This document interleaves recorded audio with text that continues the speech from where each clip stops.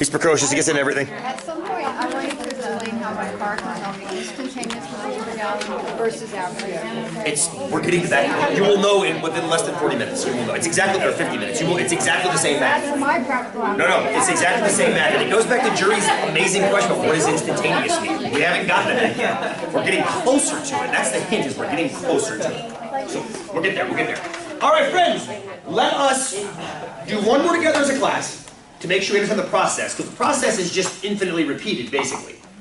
But the frame of reference gets more focused.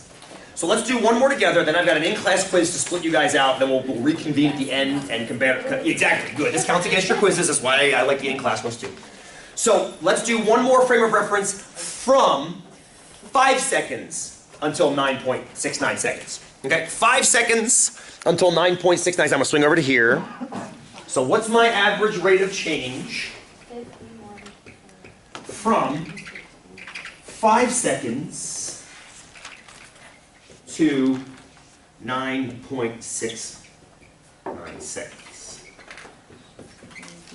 We'll make this green. We'll put green onto the curve so we can see it too. So as you're crunching, will I be going faster than from 2 to 9.69 on average? Yes. Oh, okay. So we got one yes and the rest are thinking. Okay, keep working then. Keep working. That answer might not be 100% yes, Siri. She might know. She might know. Siri. Go. Right, yeah, I'll figure with that. She'd probably be like that. I wonder if we could ask Siri convert. Oh, it won't tell you. It'll pull up a. Hang on. Here are some websites I found. Right. But I wonder if it would go straight to a Google conversion. I'm curious. My imagination, you know, I did the total time, the 9.69 Yeah, you got it. whatever, 5 seconds. 5 seconds. Oh, I did. You don't understand. You got it. That was great. That's what I said into it. It did it. It gave you the actual result. Hot damn, that's cool. We can use our phones to do conversions. Ha ha! Yeah, 14.1 miles. Oh, that's cool. That's even cooler than Google. And then I did. That is. That's really badass. It is! I guarantee, at some point, you'll be sitting around a campfire with a question like that comes up, and you'll be able to answer it like that, and your friends will be like, dude. I guarantee, that's how this stuff starts. I mean, when you can argue the police officer this way. I wasn't speeding, I was going blah, blah, blah, blah, blah, blah, blah, blah, blah. Really funny story. Yesterday I was driving home, and I live on a road that's 35 miles per hour. And I see this truck behind me, and they're a little ways behind me. He follows me all the way to my house to chew my ass for going 43. Was he a police officer? No.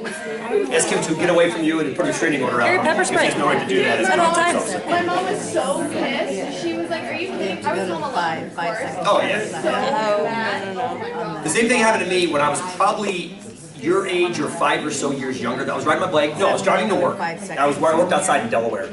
And a guy coming the other way, I was on this back road, he was coming the other way, and he pulled in front of my car. And I screeched to a stop. What the hell is that? And I rolled up, and he rolls window and he's like, "You were going 35. And I'm like, so, you can accurately gauge my speed driving towards me in a moving car. Down to the nearest mile per hour, and he starts pulling back, so I'm like, if you ever do that again, he drives away. So I have no patience with people that do that kind of crap.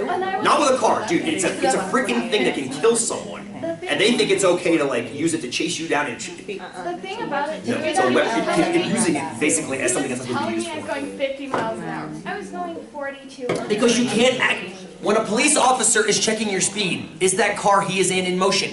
No! Because then it becomes an Einstein relativity problem and not a simple algebra problem. As soon as you start making it move, you have to do different mathematics.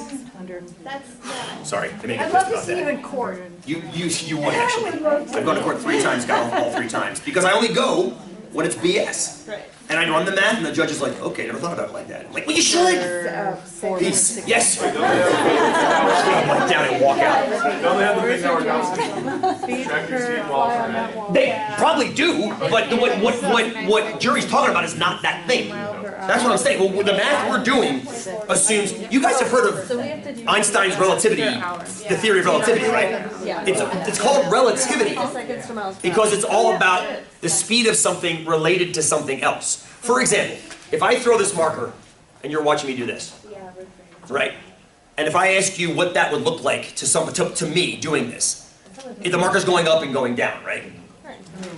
Suppose now for a minute I'm on a train going this way, on one of those big window trains where you can see into them, and you're standing next to the track as I go by going like this. To me, that marker is going up and down, up and down. What does it look like to you? Sideways.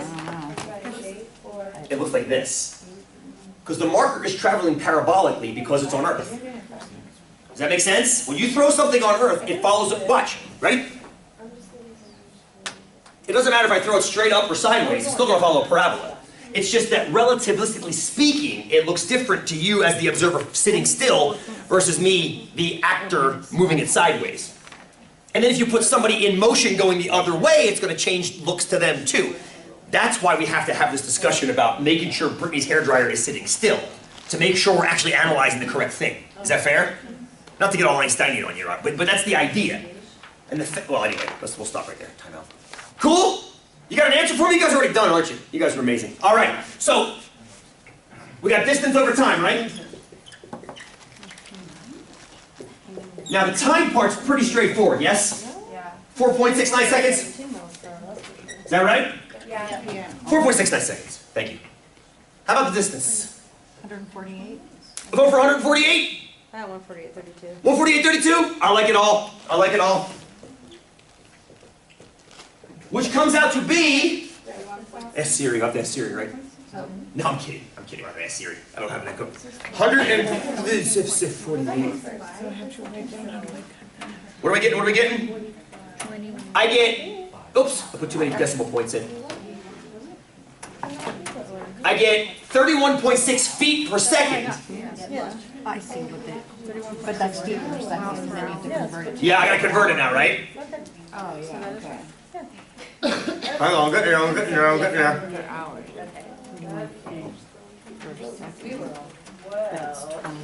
21 and a half-ish? Yeah, I get 21 and a half miles an hour somewhere in there. How are you getting distance? Oh, that's a great question, Anya. Let's go back to the graph and take a look, shall we? Good, good. No, that is a great question. It's a fantastic question because the time is simple, yeah? You just